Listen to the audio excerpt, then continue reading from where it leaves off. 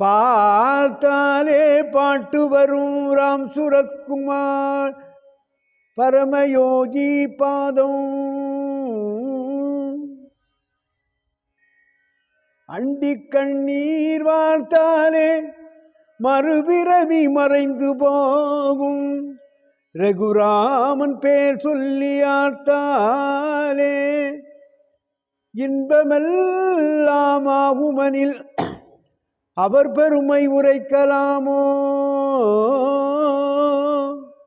பார்த்தாலே பாட்டு வரும்